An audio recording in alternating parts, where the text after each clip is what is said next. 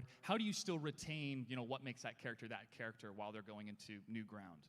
Sure. We try to find the reason of why each particular character fights.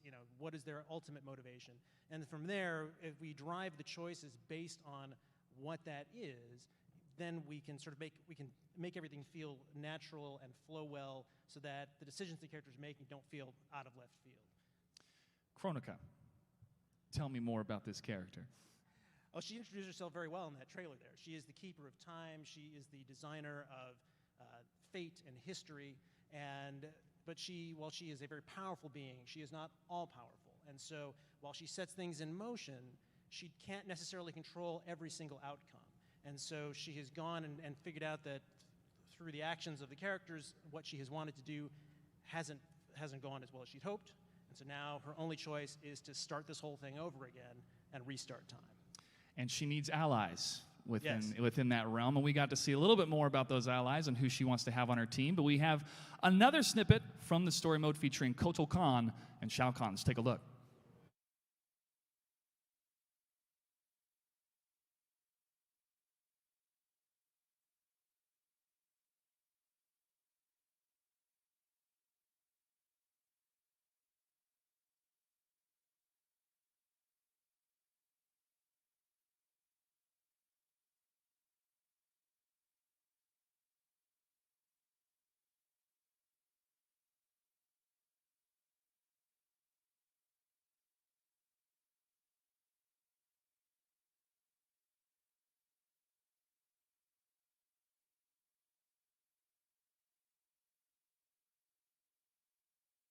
Oh! Now, for those of you watching at home, you could feel the weight of those weapons here in the auditorium. And I want to go down the line here. Now you guys have been working on this game for so long, and Steve, I'll ask you this question first. What's it like to finally see these moments in front of a huge crowd in a big auditorium? Yeah, we're dying to show off this material. We've been working on it for so long and living with it, and just proud of all the content, and I'm proud of the entire art team back at Another Realm. The characters look so real now. We spend a lot of time just on skin and materials, and it's great to like Ed said, show it to the world, but especially to show it to Chicago. Yeah. And Derek, I know it's crunch time for you when you guys are just months out before the game's launch, but I know it's a sense of satisfaction for you and your team to hear the reaction from everybody when they get to see these moments. Yeah, it just makes everything worth it. Like all the time that we put in, the dedication that we have to make these games, like hearing people get excited and hyped for this stuff, it gets you almost emotional at times where you're just like, yes! Like, I love reaction videos, and right now we're like in a giant one. It's amazing. Well, I want to kick it over to Shanna. When it comes to the design and creating a cinematic feel, one of the neatest respects of a lot of the videos that we've seen is it does feel like a film. And we've had that type of sensibility or that type of feeling from NetherRealm for a number of years now, I would say ever since Mortal Kombat 9. How do you create that cinematic feel? Well, we start kind of just like a regular movie production. We start with previs and storyboards, and we go from there. And the writing, of course, helps a lot with character development. We work on really amplifying the sets, the props, the characters, the animations, on point, and all that tied together gives it a real, movie feel. So it definitely has to be on paper first, like Yeah. a movie. You got to have the script. How much of the evolution happens or improv happens once you have the motion capture actors there and some of the dialogue there? Do you feel like they can play around and kind of add more things to the character and more things to the scene? A wee bit, body motion-wise. The script is pretty much set, because we have them going with the VO. Mocap actors mimic our voice actors, and we have facial capture and stuff like that. So they have, body-wise, we improv a smidge here and there, but there's not a ton of room for... You're all pretty much on the same path of Yeah. what to execute. Can you give us a rundown of what a typical day is like for you and how you're able to compartmentalize different things you have to do through the whole process and still have an amazing end result? Yeah, it really varies throughout the production. Pre-production, I'm working with animatics and storyboards and helping get the feel that the director Marty Stoltz wants. And then for other aspects, you know, I switched to small little tweaks like adjusting shots or tweaking, adding camera shakes and stuff. So it varies. Ed, when you see some of the final results, are you surprised at just how smooth or how cinematic every time your games come out? You're like, this is a movie. This feels like a movie. This feels like a movie. And once you have that feeling, how do you keep pushing the boundaries to make it even better? Yeah, you know, it's really just a tribute to our cinematics team, our writers, you know, everybody who puts together that story mode. I mean, they literally are writing the script, you know, while we're working on our previous game, and the production, you know, with motion capture sessions and direction and all of the whole process, it is like making a movie. And so the results always surprise me, though. It's like, you know, fight scenes like that, that's just a piece of this story mode. It's just an amazing experience, you know, lopped on top of a really elaborate fighting game, you know. So I'm just amazed at how well these things turn out. And we're definitely going to jump into more of the gameplay in just a bit. But Steve, I want to ask you from an art side, how does the script influence how you want to design, or do you collaborate with the writers and try to be like, okay, we have this idea for a character, here's a first render of what she looks like. Oh, that's amazing, let's retweak this. Can you tell me a little bit more of that process? Absolutely, yeah. We all of our art leads, you know, Joe Berger and Brendan George, our character lead, we work really close with Dominic and, you know, Marty and Ed, and so much of the story drives, you know, the look of the character, and it kind of defines a lot of the environments that we make. So that it's almost kind of like a skeleton for a lot of the artwork that's created for the game. You know, in story, you know, we have to create so many other additional, you know, backgrounds and props, and it's almost like a whole nother game of content that we, you know, have to build. But it's awesome. You know, we work close with Dominic and all the designers, and yeah, it's fun, you know, exploring the world of Mortal Kombat, and it's kind of cool seeing the progression of, you know, back in the arcade days, it was basically, you know, a page during a track mode that would, you know, kind of give you some background on the story, but now we, you know, have a full-length movie, you know, to explore the world of Mortal Kombat. I remember those intros too, back in the third game, reading them like, who's Quan Chi? Okay, he's a bad guy, but what does he want? Oh, he's related to this character. And I feel that the richness of those characters, even if there was a one-page outline of who they are and what they want, has stuck with us. And to see it again and again pushed more and more with the technology that's available, with the wonderful storytelling techniques that we're seeing in video games, it's such a payoff for 26 years of investment in each of these characters, and I think that's why so many people are antsy to get their hands on the game. And I'm sure they want to see a little bit more footage from the story, so let's take a look at Jackie Briggs.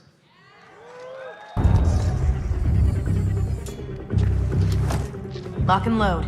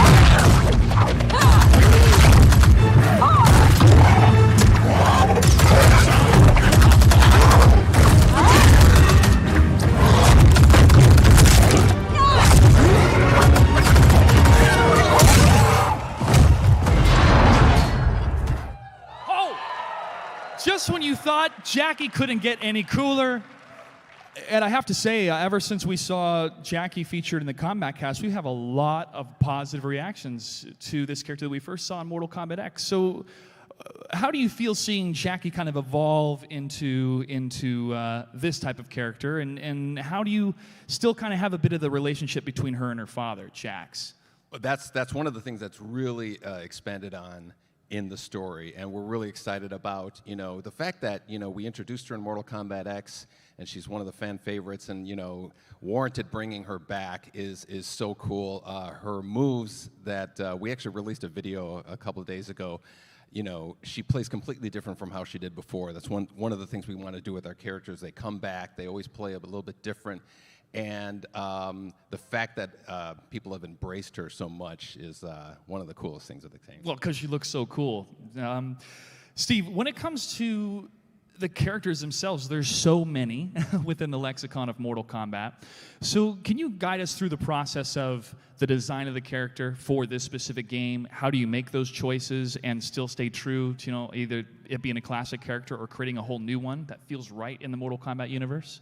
Absolutely. It's always fun to design Mortal Kombat characters. I've been doing it for 25 years now, and it's always with this game, we always start out with just doing loose sketches, just about countless sketches actually, and then we kind of just whittle it down and get it in front of Ed and just kind of mix and match parts and make it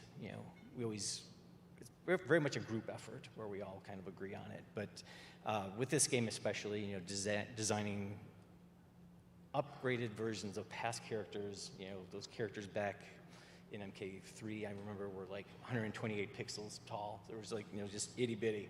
And now we have just amazing tech that we can really, really push it. And so it's fun.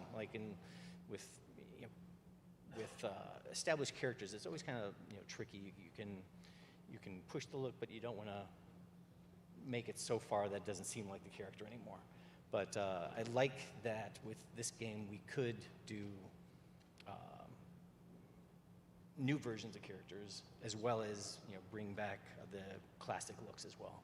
And Dominic, what was that process like on paper of either looking at a classic character and going, okay, what would they be doing 25 years later? And also bringing in a new character, where do they fit in the process?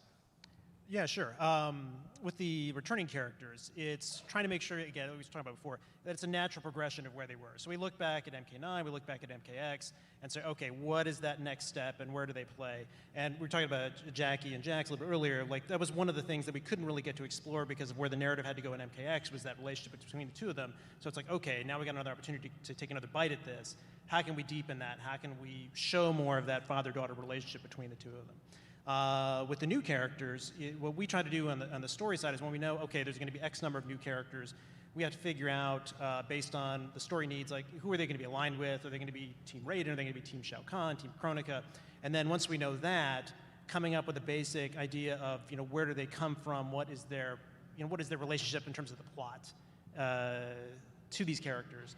And then sort of creating this loose sketch about, who they're aligned with, what they're doing, what they're fighting for, and then let the rest of the team figure out how they want to design them both in terms of look and also the play, and just so that we have just this foundation from which everybody can spring on. And certainly where the new characters come in, the rest of the team has taken these in directions that we never contemplated when we were writing it, and they're that much better for it. I mean, they really turn out amazing.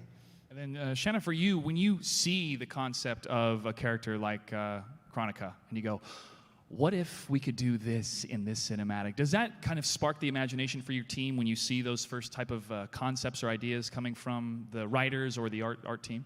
Yeah, we definitely try and we really want to see the concept art or at least the character so we can kind of get ideas of what they do or what they can do in story or fatalities or anything like that.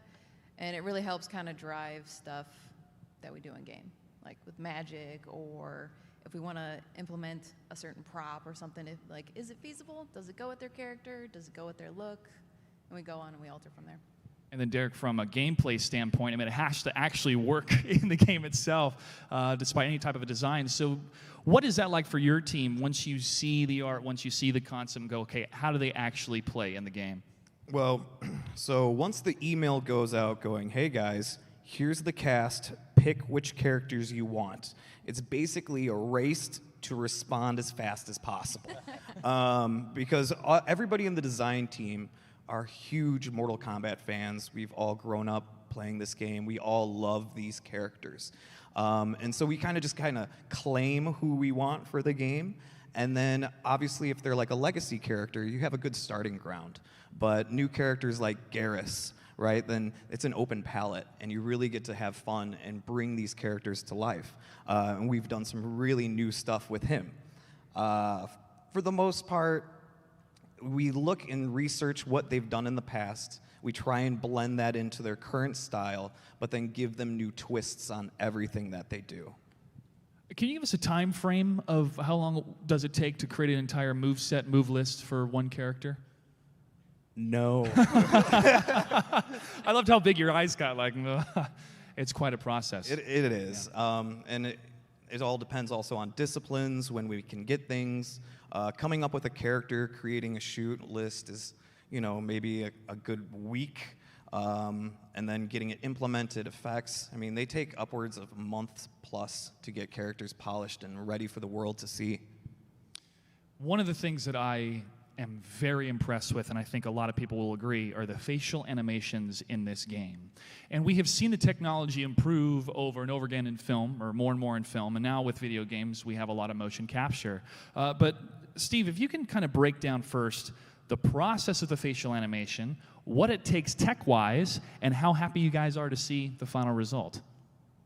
Yeah, I'm totally proud of our studio in terms of facial animation and just facial quality. We kind of starts with going to looking at modeling agencies and picking out, that would be, There's my Johnny Cage. Yeah, There's my. Yeah, it's actually Kang. it's a fun process, and then we You're bring casting director, pretty much. Yeah. Yeah, and again, that's very much a group process, and we pick out what we think fits the character the most, and then we bring the talent in, and we have a room that is, I forget how many cameras there are, but it's just a room that has cameras surrounding the talent, and the talent just sits there and goes through these facial poses, these scriptive, tons of facial poses, and this is all designed by our character lead Brendan George, ridiculously talented guy and genius, and so we basically get the 3D scans of the models and all these different poses, and have an elaborate skeletal rig that drives the face.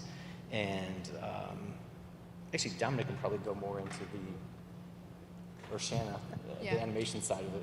Yeah, the animation side, we hook up I'm sure you see the making of videos where it's the headgear braces looking thing with the camera and a bright light in their face. And we put little dots on their face, and we have the mocap actors kind of basically lip sync what the voiceover actors have done.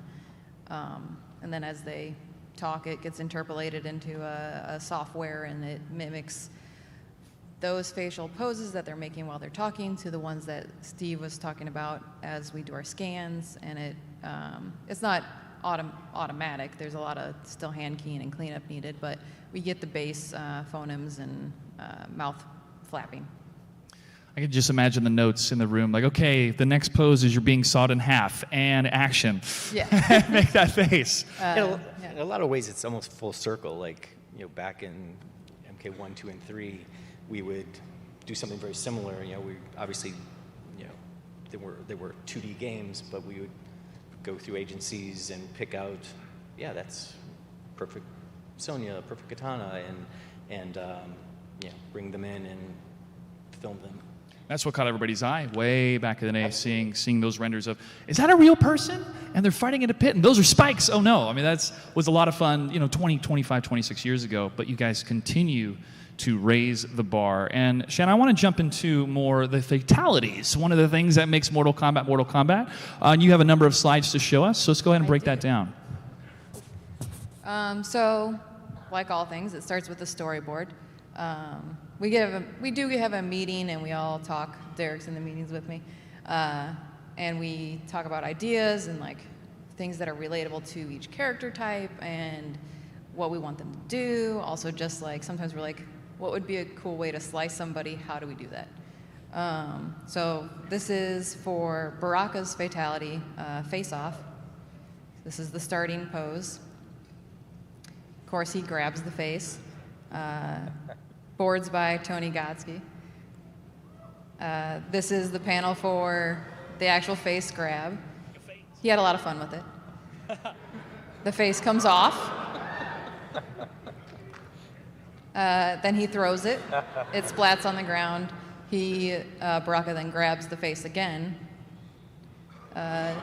Digs in deep and pulls off his meat and skull, showing the brains and tongue, like in real life. Throws that away, pulls out his arm blade, stabs him in the head, and then is like, oh, this might taste good, and has a little chomp. And then from those, we take it to mocap. Oh, shit. Oh, I did a bad. I went too far, I'm sorry. You saw nothing. You saw nothing. Nothing. There was nothing. Yeah, hold on, everybody. Hold on. No one gonna told me get the there. clicker didn't have a stopper. I know, I botched it. Anyway, back to Baraka. So from here, we go to the animatic stage / we do the animatic and then we do the mocap where we capture the fighters, and then I take it into Motion Builder where I set up the cameras and shakes and edits and do the cinematography for it. I believe we have a video for that as well.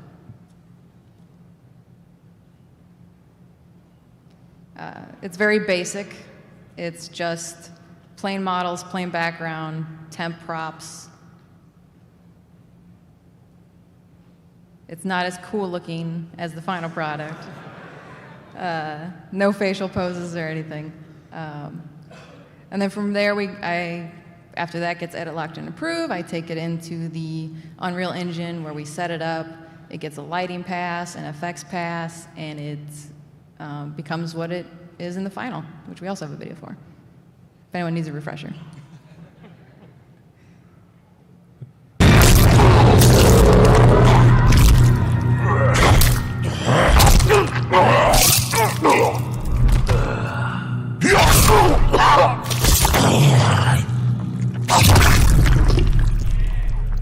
Fatality. Baraka wins. Flawless victory. And that was such a huge hit at the reveal when everybody got to see that for the first time around the world. One, they were excited Baraka was back, but two, that the fatalities are even more creative and look incredible. Yes, we have way too much fun with that. All right, well, let's keep going down the list. Ed, what is new? What is fresh with Mortal Kombat 11? Let's talk about some of the features and variations. And well, gameplay-wise, we're really expanding on an idea that we introduced in Mortal Kombat X, where we wanted to have multiple versions of characters that played differently and would kind of make for more interesting matchups. And we're expanding on the idea by letting the player create their own version of these iconic characters, Scorpion, Sub-Zero. You can literally make the Mortal Kombat 3 version of Scorpion, or you can make the Mortal Kombat 2 version of Sub-Zero, and kind of like being able to kind of construct your character and then bring them online and fight against other people. That whole customization and personalization is like the big new feature as far as gameplay wise. And the stress test was so smooth with the net code. It seems like you guys continue to improve upon what we've seen in previous games. What has that feedback been like regarding the stress test? It's been great. You know, it's one of the greatest things about these online stress tests and everything is it's kind of like QA times 50,000 people, and so we get tons of feedback. Just makes the game better and better. We're going to release the pre-order beta on the 28th. Which is going to add 2 more characters. You know, we're just as excited to see people get their hands on the game. And we're right around the corner. Steve, let's talk about customization when it comes to what the characters look like, because this is one of the coolest things that we saw with Injustice 2. Now we have different gears, different skins, different ways to make your character your own in this game. Yeah, for variations, we really built off a lot of the ideas that we established in MKX and in Injustice 2. Like Ed said, it's so cool seeing old versions, retro versions of Scorpion and past characters, but really in addition to just the look, customizing the intros or just making the character that you want is really cool. And Derek, we do have Towers of Time. Now, one of the things that a lot of people really loved at the previous game was the amount of time they could spend solo, rocking through different types of scenarios with their character, not having to rely online to have those type of matches. Tell me about Towers of Time, how excited you are to have that feature. Yeah, so it's bigger than it has been before, and we're actually bringing back some classic mechanics from older Mortal Kombats. Like we're bringing back endurance fights, we're bringing some throwbacks to stuff that we've done in classic games, and it's an ever-changing environment. So you have towers that'll last a couple hours, some that'll last a few days. But the thing that I think that's really cool that we're doing is we're also adding in a single-player competition. So every single week, people that are playing Towers of Time are actually competing against one another. And there are some towers that will require people to actually play together to overcome the boss or to defeat a fight. So it's not always just people playing against one another in Mortal Kombat. You actually can join forces and make some duos that you enjoy being together to overcome some bosses and some fights. It's really cool, and I'm excited for the world to get their hands on it. Thank you very much for having those features, because I know some days I don't feel like getting my butt kicked online. I'll play Towers of Time, and I feel a lot more confident going back online. All right, folks, now that we have your interest, it's time for your attention, because one of the things that we always love is who's going to be on the roster, and one of the things we always love is some of those secret characters of the Mortal Kombat days of yesteryear. So, ladies and gentlemen, it's time to reveal another fighter on the roster for Mortal Kombat 11.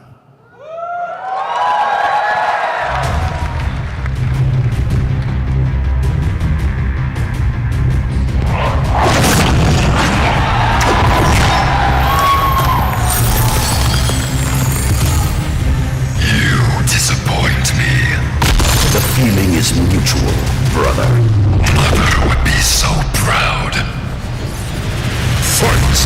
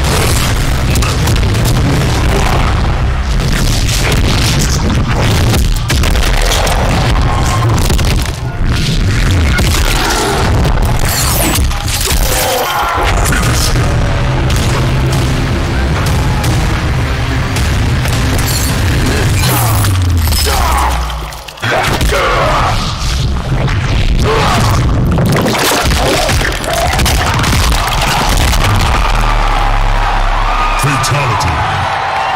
Noob Saibot wins.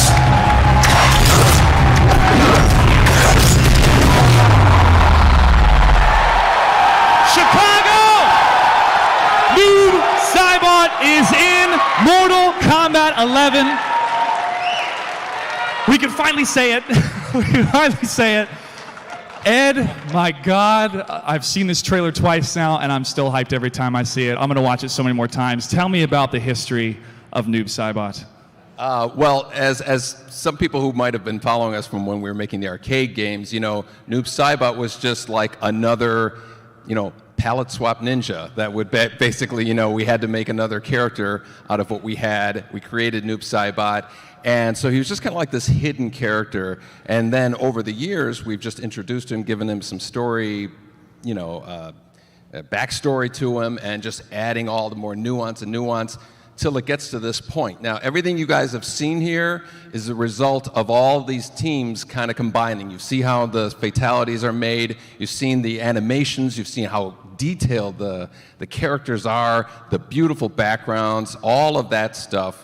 You know, it's a massive sea of people all contributing to create that content that you saw. And every single piece of gear on him feels so real. Like, you could actually imagine him putting that on.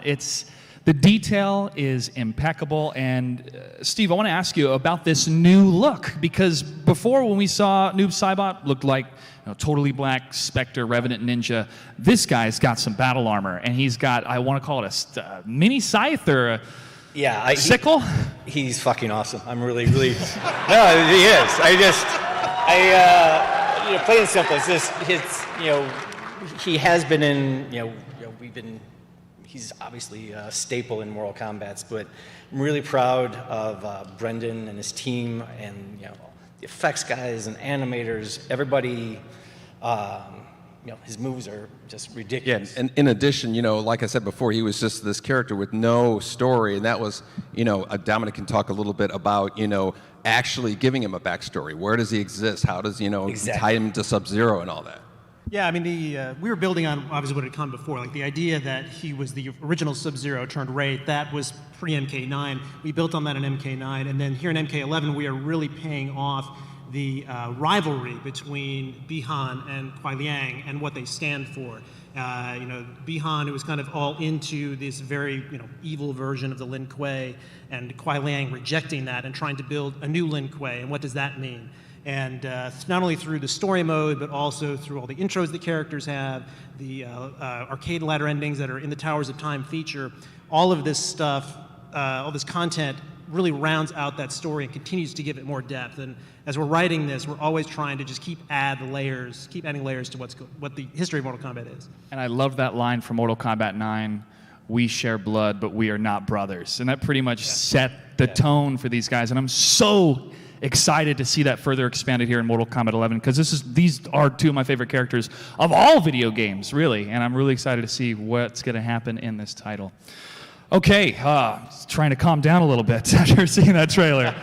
So, when it comes to the look, I mean, overall, the story of him being that Revenant, how did you make those decisions, Steve, of art style, we want him to look this way, but still be recognizable as Noob Saibot? How did you make those decisions? Yeah, so it's always a challenge, you know. Of course, you know, we mentioned the story guys, you know, Dominic really giving us, you know, definition of what the character is inside and out, and how he fits in the story. Then we do a ton of, you know, concepts, but we always want to push it. And this look, I am really proud of the character guys and our concept guys of really pushing the look, because, you know, he's not just a pure, you know, ninja black, you know, fully in black. There's silver elements and different material changes, and they really pushed it, and I love that new look. It's just bringing in the silver and making it look like he's going into, you know, the battle. And he has seen some stuff. just more of a Spectre look, and just a more sinister look than ever. So I'm really proud of the entire team. Derek, gameplay-wise, portals have come back. Oh yeah, and definitely using his clone to summon his clone to assist him during combos and things like that. I mean, that video, there were some sweet combos in there, man. I don't know what you said, but yeah. His gameplay, it's very true to who that character is, and I think time and time again, design and the team has shown the characters' personalities come through their fight styles, through their mannerisms, through everything they do, and Noob Saibot is just another great example of it.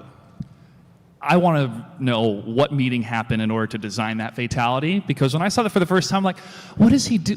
I've never seen anything like, what is happening? That was my whole progress of watching that video. So Shanna, what was it like for your team to create something like that? Well, that's the exact reaction we want. I think the idea was, what would be gross? Oh, hands and mouth. No one wants that. So we did it. Yep, and that's how you make magic, folks. Yep. Give the people what they don't want, but they do. So yeah, that one was one that definitely I think started with like a cut. But I think, well, because we always listen to everybody in the studio, and we'll cast a net and say, hey, does anybody have any ideas? And one of our QA guys, Jim O'Leary, was like, hey, I've been thinking about this, guys. And we listened to it, and then we bounced it off the room. We brought it in, bounced it off the room, and then you have that, guys. Yeah. Okay, well, folks, are you ready for another reveal? Yeah? Ed, we have one more thing that we'd like to show the folks before we take some questions. So I think let's just roll the video, then go from there. Okay, let's take a look.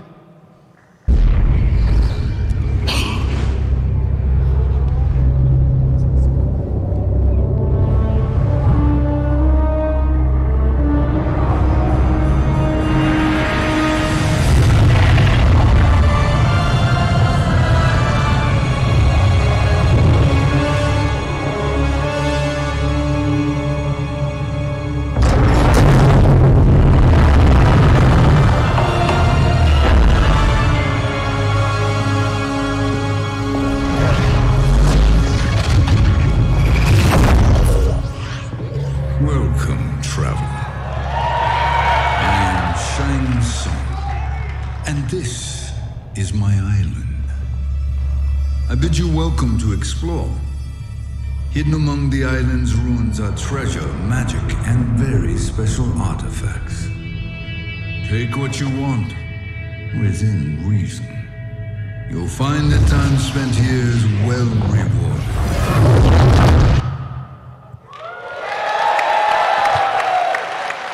This truly is a magical moment because I feel Mortal Kombat has come full circle. That is the actor, Cary Tagawa, who played Shang Tsung from the film. Ed, I'd love for you to elaborate more.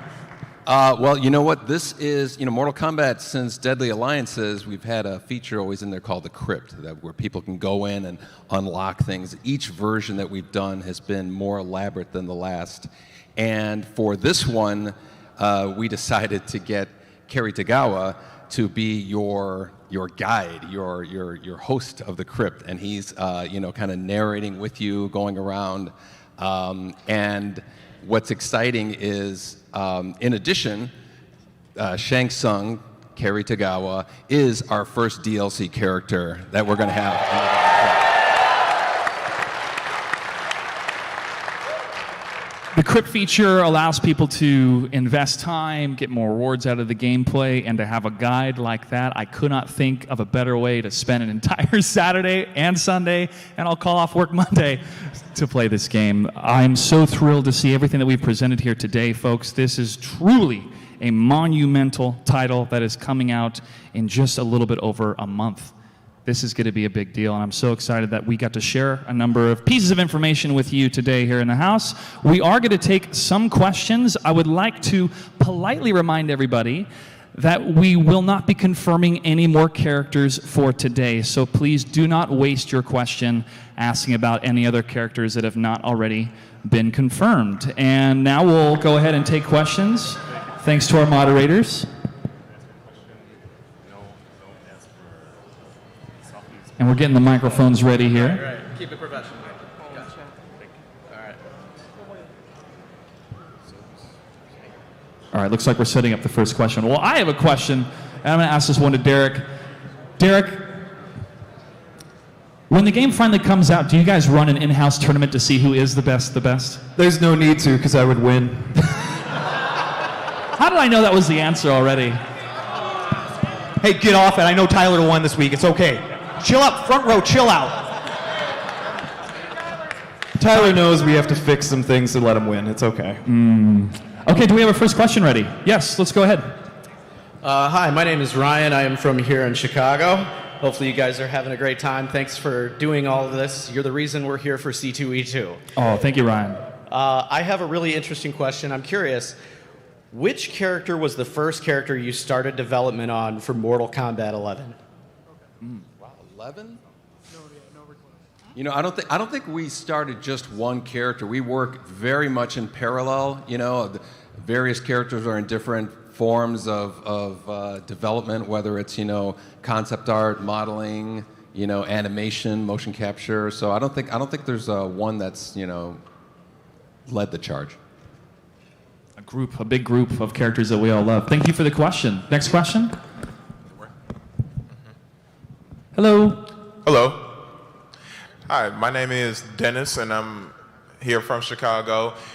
And I wanted to ask, what are you guys' favorite characters? We'll go down the line, starting with Derek. Melina. All day, Melina. Yeah. Ooh, that's a tough one. I really do enjoy Johnny because we get to have a lot more fun with him. Just in terms of the range we get to ride him with, it's got to be Johnny Cage. We can have so much fun with him. It's crazy. It's got to be Kano. He's my first character I ever played in Mortal Kombat, and still, he's funny, he's brutal, he's awesome. And mine's Scorpion. Thanks. And Katana for me, but Melina close second. Hi, my name is Patrick Casey. I'm from Chicago, born and raised. First off, I just wanted to say about that new projection accident, it's okay. It happens. Was it an accident, or did you guys wake up after you saw it? Either way, it was still awesome. So my question is, I wanted to know what was your biggest challenge with creating this with this game? Whether it's designing the fatalities or writing the story, what do you think are each of your biggest challenges in this project? I'll start. Yeah. So from design, it is changing the way the game plays and feels, but still feels familiar enough for every player to be able to pick it up and be like, oh, it's Mortal Kombat, but to still change its mechanics, to change the moment-to-moment action, this game being more neutral and footsies and more strategic than any other Mortal Kombat has. That's really been like our main focus, and I would say the main thing that we work with. For cinematics, it's probably the tech that can restrain us, but it also allows us to do a lot. So a lot of times we come up with creative solutions to get around any roadblocks. From a writing perspective, it's number one, we're telling this time-bending story, and it's just making sure everything makes sense, and we keep it all straight for the players so nobody gets lost. And then the second part of that is making sure that as we're bringing these characters together, past and present, that we're being true to them and how they interact with each other and move their story forward so we're not just repeating ourselves. I think art-wise, getting the characters to look real, you know, getting the skin to look right, getting the eyes to look, you know, right, getting the innards to look the way they should, and you know, that's the biggest challenge, making characters, you know, look as real as they do, and I'm really happy that they do. You really nailed it, Steve. They sure do. Nice. They look amazing. Thanks, Steve. And Ed, for you? Well, my general answer would have been that, you know, again, Mortal Kombat is a group of teams that are, you know, can be, you know, making their own project in itself. You know, the story team, cinematics, animation, you know, characters, backgrounds, audio, you know, everything.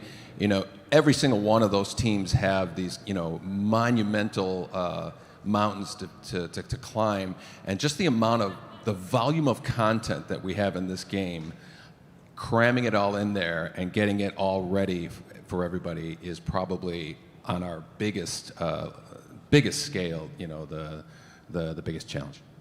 It's crunch time. We are so ready. Next question. Dave, Rockford, Illinois. Microtransactions and/or loot crates. There are no loot crates in Mortal Kombat 11. Thank God, yeah! Cha-ching. All right. Thank you. Next question.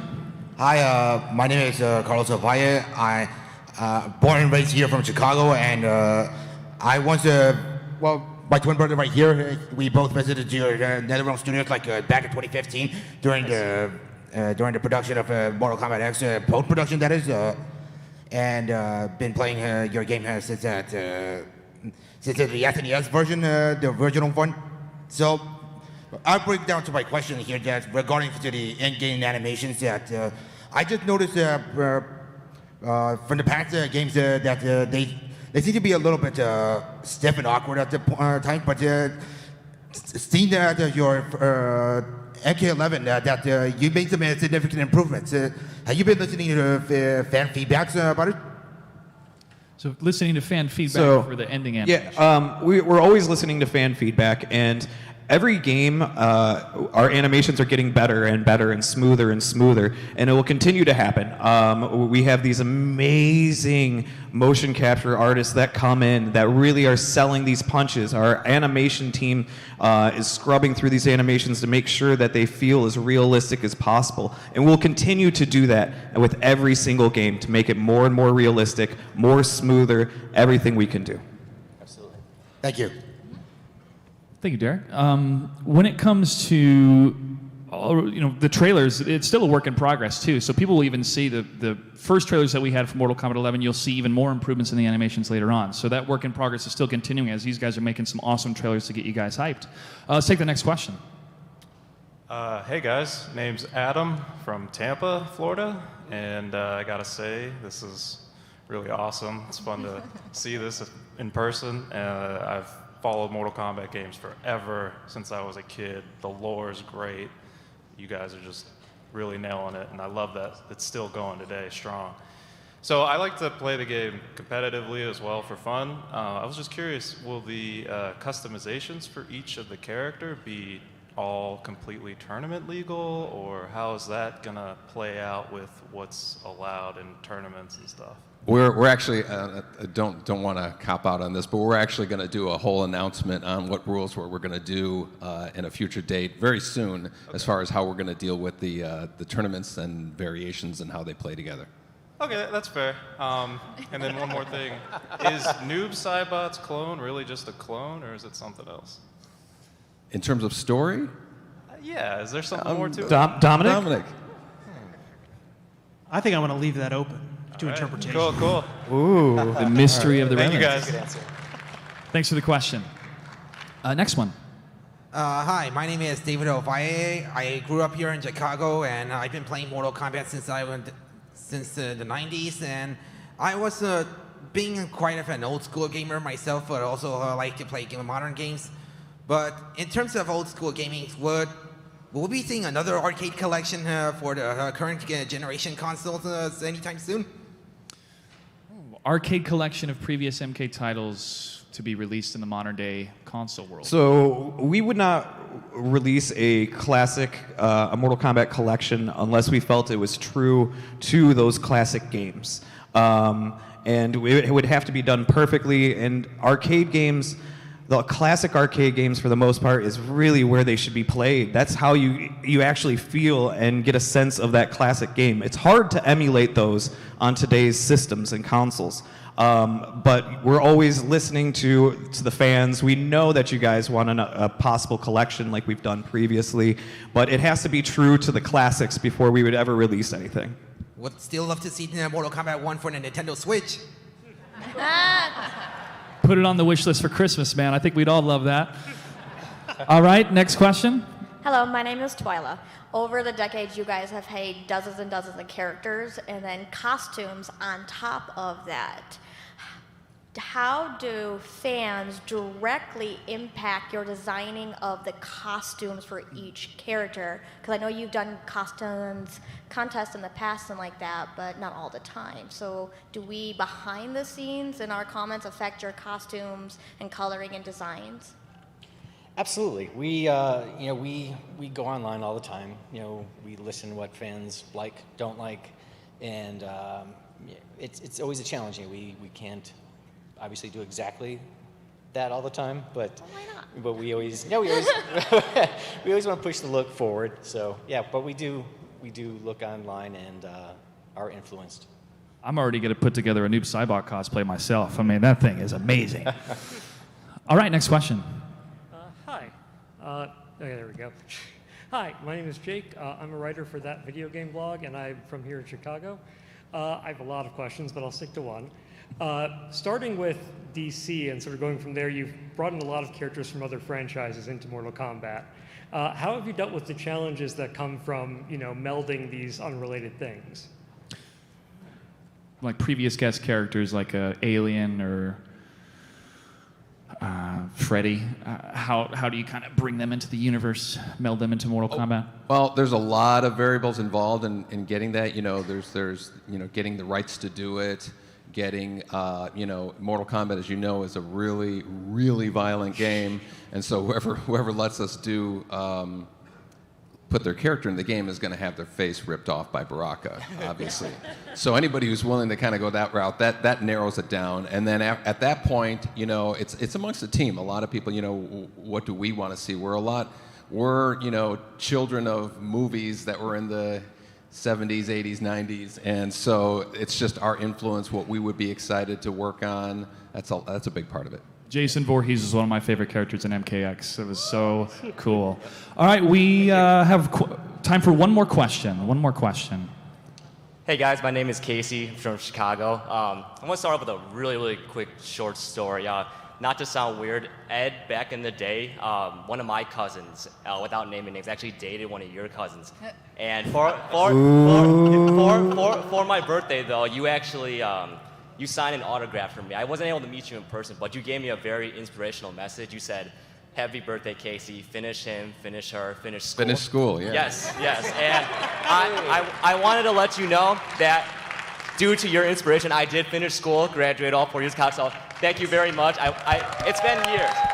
That's it. This was about 13 years ago when Deception came out, and I never got to thank you for it. So, and just one quick question: can we see chess combat back, by any chance?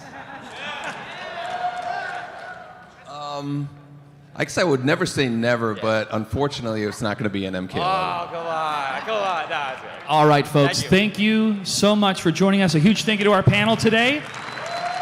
They have been working hard, perfecting their talents as artists, and we are so thrilled to bring you this finished game on April 23rd, launching on PlayStation 4, Xbox One, PC, and the Switch. Pre-order your PlayStation 4 or Xbox One copy, and you'll be able to participate in the beta starting next week, March 28th through the 31st. Thank you so much.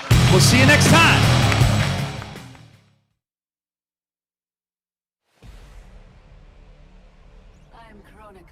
Keeper of time. I guide the destiny of the realms. But my work's perfection has been tainted by Raiden's actions. I enlist all those who disdain the current course of history. By merging past and present, we may draw upon allies from both eras. I offer a greater empire in the new era. Will your Outworld armies defend it? They shall. Kotal Khan, we have common cause. Solving this temporal crisis. And in defeating Shao Kahn. I will have my scouts track Shao Kahn. Can't someone, anyone, explain to me what the hell is going on? Right? I've been in the future for a whole hour and I haven't seen one jetpack. Not one. Came from rock bottom with nothing that I saw with wings. I am not stopping, I'm coming if there's more to see. Ignore the dream, now they gotta applaud the king. It's my ego trip, I'm hoping you enjoy the scenes. I'm a monster, yeah, you should be avoiding me. I'm a reckless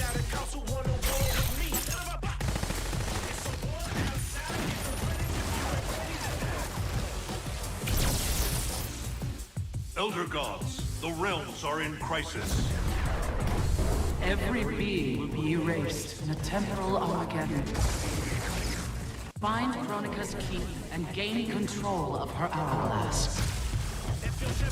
Only then will time's momentum be restored. We've got to take out Netherrealm's army now, before Liu Kang can bring it here.